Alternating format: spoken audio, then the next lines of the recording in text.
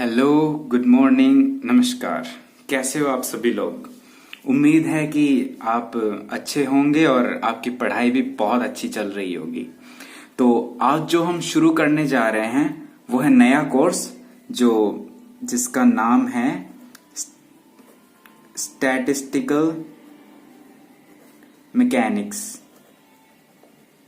ठीक है, एक टाइप की मैकेनिक्स ही है। जिस तरह से आपकी क्लासिकल मैकेनिक्स होती है, क्वांटम मैकेनिक्स होती है, उसी तरह से ये भी एक टाइप की मैकेनिक्स ही है। ठीक है, अब देखो भाई, कोई भी कोर्स वर्क शुरू करने से पहले हम ये जानते हैं कि हम ये कोर्स क्यों पढ़ रहे हैं।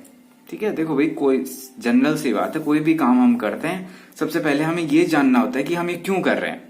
ठीक है, तो आपको इसके पीछे का पर्पस पता होना चाहिए। ठीक है, तो वैसे आपको मोटा मोटी बता दूं कि जो काम हम स्टैटिस्टिकल मैकेनिक्स में करेंगे, ठीक है, वो काम एक अलग तरीके से हो चुका है। जो आप पढ़ चुके हैं वो किस में पढ़ चुके हैं? थर्मोडायनेमिक्स में। ठीक है, हम जो भी मतलब इसमें जो भी हम कैलकुलेशन वगैरह करेंगे वो कैलकुलेट ऑलरेडी हो चुकी है। किसमें? थर्मोडायनेमिक्स में। ठीक है, तो इसका मतलब जो हम थर्मोडायनेमिक्स में पढ़ते हैं वैसा ही कुछ यहां पढ़ेंगे। ठीक है, थर्मोडायनेमिक्स में क्या पढ़ते हैं हम? सिंपली हम किसी भी एक सिस्टम की स्टडी करते हैं। कोई भी एक सिस्टम, जैसे हमने एक कोई भी जैसे कंटेनर ले लिया जिसमें हमने पानी भर दिया। ठीक है, कंटेनर लिया, उसमें हमने पानी भर दिया, इसको हमने बोल दिया एक सिस्टम। ठीक है, इसके कुछ डिफाइंड वेरिएबल्स होंगे। ठीक है, ठीक है, तो भाई हम किसी भी सिस्टम की स्टडी करते हैं किसमें? थर्मोडायनेमिक्स में। और वैसे ही हम स्टैटिस्टिकल मैकेनिक्स में भी क्या करेंगे? सिस्टम की स्टडी करेंगे। अब बात यह कौन सी स्टडी करते हैं? वो करते हैं हम थर्मल स्टडी। थर्मल स्टडी, ठीक है, थर्मल स्टडी का सीधा सा मतलब है स्टडी ऑफ टेम्परेचर और इसके इफेक्ट। ठीक है, हम सीधा सा बात करते हैं टेम्परेचर की और इसके इफेक्ट क्या होंगे। ठीक है, हाँ, तो भाई थर्मल स्टडी करते हैं। पहली बात है थर्मल स्टडी। दूसरी बात क्या है? Of many particle system. Many particle system.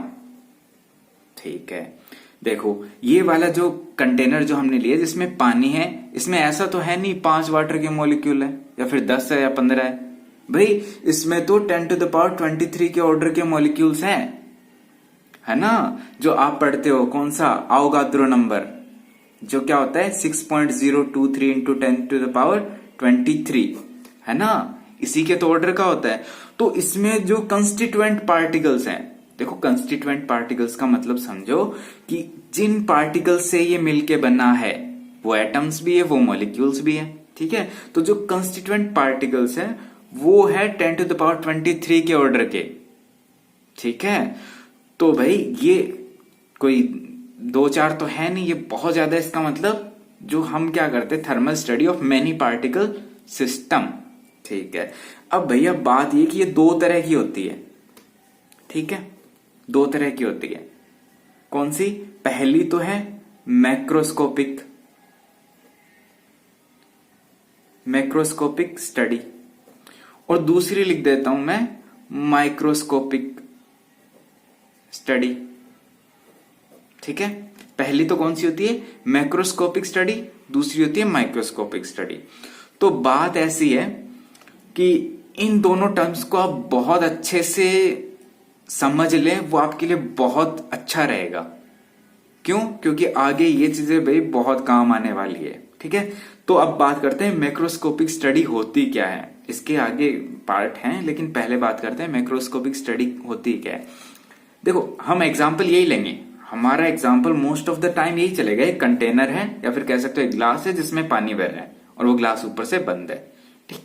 ठीक है, कुछ इस तरह से। ठीक है, अब देखो एक ग्लास है जिसमें पानी है। अब हम अगर इसकी स्टडी करते हैं, ठीक है, अगर हम इसकी स्टडी एज ए होल करते हैं, देखो ध्यान देना भाई, बहुत इंपॉर्टेंट कॉन्सेप्ट है कि अगर इसकी हम एज ए होल स्टडी करते हैं, होल स्टडी करने का मतलब है हम इसके टेम्परेचर की बात करते हैं कि भाई पानी का टेम्परेचर 20 डिग्री या फिर 30 डिग्री है। ठीक है, कुछ इस तरह से 20 डिग्री सेंटीग्रेड है।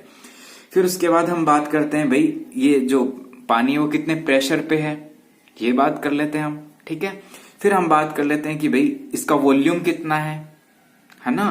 फिर उसके बाद हम इसकी इंटरनल एनर्जी की भी बात कर लेते हैं। इंटरनल एनर्जी बता दी, इसका मतलब हमें नंबर ऑफ पार्टिकल्स भी पता है इसमें कितने हैं। सही है ना। कुछ इस तरह से ये जो वेरिएबल्स हैं, इन वेरिएबल्स को बोलते हैं मैक्रोस्कोपिक वेरिएबल। याद रखना, ये जो वेरिएबल्स होते हैं जो हम किस में स्टडी करते हैं, थर्मोडायनेमिक्स में। जो हम थर्मोडायनेमिक्स में स्टडी करते हैं उन वेरिएबल्स को बोलते हैं मैक्रोस्कोपिक वेरिएबल। ठीक है। और देखो हमने क्या किया, ये जो कंटेनर लिया इसको देख के या फिर मतलब कुछ थोड़ा बहुत मेजरमेंट करके, ठीक है, मतलब बाहर से हमने ये बता दिया कि इसका टेम्परेचर ये है, प्रेशर ये, वॉल्यूम ये। तो इस तरह की जो स्टडी है वो होती है मैक्रोस्कोपिक स्टडी। ठीक है, अब ये क्लियर रहेगा। जो इस तरह की जो स्टडी है कि हमने टेम्परेचर, वॉल्यूम ये सब बता दिया, एनर्जी, तो वो स्टडी होती है मैक्रोस्कोपिक स्टडी। अब वो भी भाई दो तरह की होती है। पहली तो है थर्मोडायनेमिक्स, कौन सी वाली, इक्विलिब्रियम। ठीक है, याद रखना, पहली तो है इक्विलिब्रियम थर्मोडायनेमिक्स और दूसरी होती है आपकी नॉन इक्विलिब्रियम, जिसमें सिस्टम इक्विलिब्रियम में नहीं है, नॉन इक्विलिब्रियम थर्मो। अब बात करते हैं इक्विलिब्रियम क्या होता है। ये तो भाई बच्चों वाली बात है, वैसे आपको पता होगी, लेकिन मैं बता देता हूं कि मान लो आपने एक कंटेनर लिया जिसमें कुछ पानी है, एक दूसरा कंटेनर लिया जिसमें भी उतना ही पानी है। अब बात है इसका टेम्परेचर मान लीजिए T1 है, इसका टेम्परेचर T2 है। इसका टेम्परेचर इसके कंपेयर में ज्यादा है। ठीक है, T1 ग्रेटर देन है T2। अब क्या करते हैं, हम इनको थर्मल कॉन्टेक्ट में लेके आते हैं। थर्मल कॉन्टेक्ट में लाने का मतलब है इस कंटेनर के बीच में हमने क्या लगा दिया, एक पाइप लगा दिया। ठीक है, ताकि पानी इधर से उधर जा सके। तो होता क्या है, जो T1 टेम्परेचर पे जो पानी है वो इधर आना शुरू करता है और वैसे ही T2 वाला इधर आना शुरू करता है। यही तो होता है। ठीक है, अब देखो अब क्या होता है, जैसे ही हम इसको थर्मल कांटेक्ट में लेके आए तो क्या होती है, हीट फ्लो होती है। क्या होती है, हीट फ्लो होती है। किस डायरेक्शन में, जो हायर टेम्परेचर से लोअर टेम्परेचर की तरफ। ठीक है, हायर टेम्परेचर से लोअर टेम्परेचर की तरफ हीट फ्लो होती है। और कब तक होती है, जब तक ये दोनों टेम्परेचर इक्वल ना हो जाए। कब तक, जब तक दोनों टेम्परेचर इक्वल ना हो जाए, ना जाए, या फिर कह सकते हो कि एक में एक ना हो जाए। ठीक है, आपकी लैंग्वेज में। ठीक है, तो भाई हीट फ्लो होता है। ठीक है, अब क्या होता है, लास्ट स्टेज पे क्या होता है, ये इक्विलिब्रियम में आ जाते हैं, मतलब दोनों सेम टेम्परेचर पे आ जाते हैं। ठीक है, और वो जो इक्विलिब्रियम जो स्टेट है, याद रखना, इक्विलिब्रियम जो स्टेट है वो होती है मोस्ट स्टेबल स्टेट। ठीक है, इक्विलिब्रियम जो स्टेट होती है वो होती है मोस्ट स्टेबल स्टेट। ठीक है, वो हम स्टडी करते हैं थर्मोडायनेमिक्स में, और अगर सिस्टम नॉन इक्विलिब्रियम में है तब वो करते हैं इसमें। अब बात आती है माइक्रोस्कोपिक स्टडी की। मैक्रोस्कोपिक स्टडी में हमने क्या किया, सिस्टम को बाहर से देखा, मतलब ऊपर से देखा, एक ऑर्डिनरी, कह सकते हो एक ऑर्डिनरी वे में देखा है। ठीक है, और हमने उसका टेम्परेचर, वॉल्यूम ये सब बता दिया। ठीक है, इसको बोलते हैं मैक्रोस्कोपिक स्टडी। अब बात है कि अगर हम एक एक पार्टिकल की बात करें, एक एक सिंगल पार्टिकल की बात करें कि इस पार्टिकल का मोशन किस तरह से है, ये किधर मूव हो रहा है, ये किधर मूव हो रहा है। ठीक है, देखो वैसे तो बात करते हैं इसकी पोजीशन और वेलोसिटी की। ठीक है, पोजीशन और वेलोसिटी की, या फिर कह सकते हो ये पार्टिकल इस दीवार पे कितना प्रेशर लगा रहा है, ये कितना लगा रहा है। ठीक है, बिल्कुल इस तरह से। तो अगर हम हर एक पार्टिकल की स्टडी करते हैं उसको बोलते हैं माइक्रोस्कोपिक स्टडी।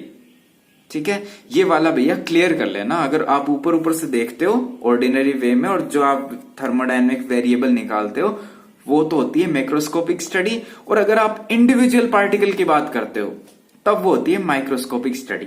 और वो आप एक तो आप ऑलरेडी कर चुके हो, थर्मोडायनेमिक्स में एक आता है ना काइनेटिक थ्योरी, सबने पढ़ी है काइनेटिक थ्योरी। तो उसमें भी हम क्या करते हैं, हर एक इंडिविजुअल पार्टिकल, मतलब इंडिविजुअल पार्टिकल्स की ही स्टडी करते हैं। ठीक है, और जो दूसरा आता है वो है अपना, क्या जो हम पढ़ रहे हैं, स्टैटिस्टिकल मैकेनिक्स। ठीक है, वो होता है ये। अब देखो देखो अब क्लियर हो गया ना। इसमें हम क्या करेंगे, हम सिस्टम की माइक्रोस्कोपिक स्टडी करेंगे। ठीक है, हम क्या करेंगे, सिस्टम की माइक्रोस्कोपिक स्टडी करेंगे। ठीक है, अब वो स्टडी तो भैया हम काइनेटिक थ्योरी में भी कर चुके हैं। अगर आप लोग को याद हो तो काइनेटिक थ्योरी में भी हम एक एक सिंगल पार्टिकल की बात करते हैं, ठीक है, और फिर हम क्या करते हैं, उसकी एवरेज एनर्जी निकालते हैं। ठीक है, अगर वो 3 डायमेंशनल मोशन है तो याद हो तो एवरेज, देखो हम वो निकालते हैं ना, काइनेटिक थ्योरी ऑफ गैसेस सबने पढ़ा है। ठीक है, काइनेटिक थ्योरी ऑफ गैसेस में हम क्या करते हैं, एवरेज एनर्जी निकालते हैं। वो आती है आपकी 3/2 NkT, यही तो आती है, KBT बोल्ट्जमान कांस्टेंट। ठीक है, एवरेज एनर्जी। वहां पर हम क्या मानते हैं कि ये जो पार्टिकल्स हैं वो क्लासिकल पार्टिकल है। क्लासिकल पार्टिकल कैसा होता है, एक बिलियर्ड बॉल की तरह, है ना। तो ये क्या मानते हैं हम, सॉलिड ऑब्जेक्ट, ठीक है, बिलियर्ड बॉल मतलब क्लासिकल पार्टिकल मानते हैं और फिर इनके मोशन की स्टडी करते हैं। ठीक है, और जो काइनेटिक थ्योरी ऑफ गैसेस है उसमें यही तो मानते हैं कि हमने एक कंटेनर में आइडियल गैस ली है, वो सारे पार्टिकल्स क्लासिकल पार्टिकल हैं, उनके बीच कोई इंटरेक्शन नहीं होता, फिर जो इंटरनल एनर्जी का एवरेज आता है वो आता है आपका 3/2 NkT। ठीक है, ये होती है आपकी काइनेटिक थ्योरी ऑफ गैसेस। ठीक है, अब बात करते हैं स्टैटिस्टिकल मैकेनिक्स। इसमें हम क्या करेंगे, ठीक है, इसमें हम देखते हैं, देखो ये 2 चीजों से बना है। पहला तो स्टैटिस्टिकल, देखो स्टैटिस्टिकल, ठीक है, और दूसरा है मैकेनिक्स। ठीक है, मैकेनिक्स क्या होता है, मैकेनिक्स होता है study of motion of particle. ठीक है, ठीक है, ये तो क्लियर है आपको। मैकेनिक्स क्या होता है, कोई भी पार्टिकल होता है, ठीक है, या फिर ग्रुप ऑफ पार्टिकल है, वो किस तरह से मूव हो रहे हैं, किस तरह से उनका मोशन हो रहा है, वो हम स्टडी करते हैं मैकेनिक्स में। ठीक है ना। अब बात है स्टैटिस्टिकल। स्टैटिस्टिकल का मतलब आपको क्लियर होना चाहिए। स्टैटिस्टिकल का मतलब है कि हम ये जो सिस्टम है इसका हम स्टैटिस्टिकल बिहेवियर देखते हैं। ठीक है, स्टैटिस्टिकल बिहेवियर क्यों देखते हैं, अब बात आती है क्यों। देखो भाई, इसमें जो नंबर ऑफ पार्टिकल्स हैं वो क्या है, 10⁻23 के ऑर्डर के हैं। ठीक है, और हम तो सभी हैं भैया इंसान। ठीक है, अब अगर हम हर एक इंडिविजुअल पार्टिकल की स्टडी करेंगे, पार्टिकल की स्टडी कैसे करते हैं, हर एक पार्टिकल पे एक्सपेरिमेंट करेंगे भाई, है ना, कि इसका मोशन किधर है, मोशन पता करने के लिए क्या करेंगे, हर एक पार्टिकल पे एक्सपेरिमेंट करेंगे। ठीक है, तो अगर भाई हर एक पार्टिकल पे एक्सपेरिमेंट करने लग गए तो भाई हमारी तो उम्र निकल जाएगी। सही है ना, क्योंकि भाई 10⁻23 के ऑर्डर के पार्टिकल्स हैं। ठीक है, तो हमारी तो उम्र निकल जाएगी। तब हम क्या करते हैं, तब हम स्टैटिस्टिकल बिहेवियर की बात करते हैं। स्टैटिस्टिकल बिहेवियर मतलब we talk about probability. Probability कह सकते हो, या फिर कह सकते हो मीन वैल्यू, ठीक है, या फिर कह सकते हो एक्सपेक्टेशन वैल्यू। ठीक है, तो मेनली हम इन्हीं की बात करते हैं, जो मोस्ट प्रोबेबल स्टेट, ठीक है, जो हमने जो बोल दी मोस्ट स्टेबल स्टेट। ठीक है, उसी तरह से एक होता है मोस्ट प्रोबेबल स्टेट। वो क्या होती है, वो स्टेट जहां पर पार्टिकल के पाए जाने की प्रोबेबिलिटी मैक्सिमम हो। ठीक है, वो स्टेट जिसमें पार्टिकल के पाए जाने की प्रोबेबिलिटी मैक्सिमम हो। तो ये जो पूरी स्टैटिस्टिकल मैकेनिक्स है, इसमें हम प्रोबेबिलिटी की बात करेंगे, हम प्रोबेबिलिटी की बात करेंगे, हम मीन वैल्यू की बात करेंगे, हम स्टैंडर्ड डेविएशन की बात करेंगे, हम वेरिएशन की बात करेंगे। तो ये सब क्या होते हैं, ये सब होती है एक स्टैटिस्टिकल अप्रोच। किसके लिए, किसी भी सिस्टम को स्टडी करने के लिए। ठीक है, तो वो होती है आपकी एक स्टैटिस्टिकल अप्रोच। ठीक है, हाँ, तो भाई है ना। अब देखो आगे तो हम जो नेक्स्ट लेक्चर में पढ़ने जा रहे हैं वो पढ़ने जा रहे हैं microscopic state and macroscopic state. ठीक है, नेक्स्ट लेक्चर में ये करेंगे, तब आपको और ज्यादा क्लियर होगा कि स्टैटिस्टिकल मैकेनिक्स में एक्चुअल में पढ़ा क्या जाता है। ठीक है, लेकिन बेसिकली हम बात करेंगे प्रोबेबिलिटी की। ठीक है, मीन वैल्यू ये सब।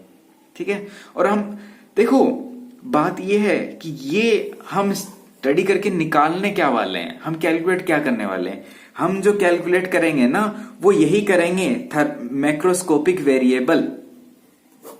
ठीक है, हम कैलकुलेट तो करेंगे भाई मैक्रोस्कोपिक वेरिएबल ही, इन्हीं में से किसी की वैल्यू कैलकुलेट करेंगे। टेम्परेचर है, प्रेशर है, वॉल्यूम है, एनर्जी, या फिर कह सकते हो एंट्रोपी, जो स्टैटिस्टिकल मैकेनिक्स में क्या होती है, के एल एन ओमेगा, है ना, यही तो होती है के एल एन ओमेगा।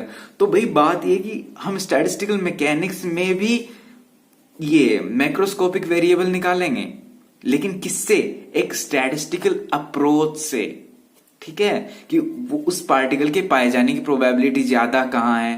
भाई ये देखो, ये चीज आप पहले भी कर चुके हैं, किसमें, क्वांटम मैकेनिक्स में, ठीक है। क्वांटम मैकेनिक्स में भी आप स्टैटिस्टिकल बिहेवियर देखते हो, कहां पे देखते हो, एटम के अंदर।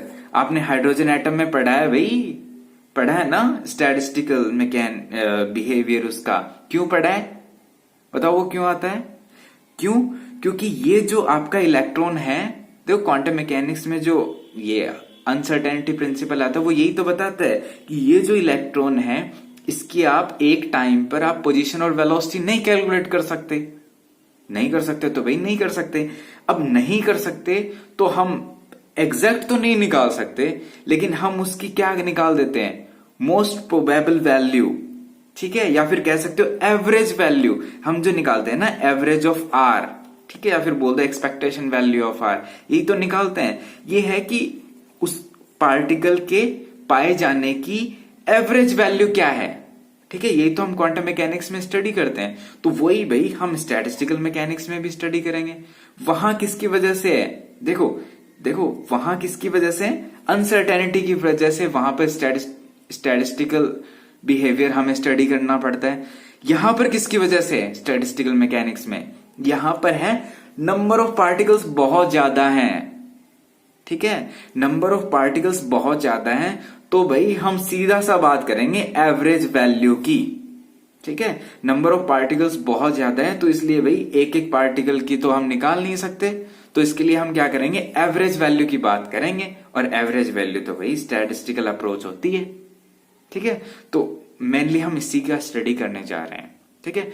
नेक्स्ट लेक्चर में हम पढ़ेंगे माइक्रोस्कोपिक स्टेट और मैक्रोस्कोपिक स्टेट, ठीक है।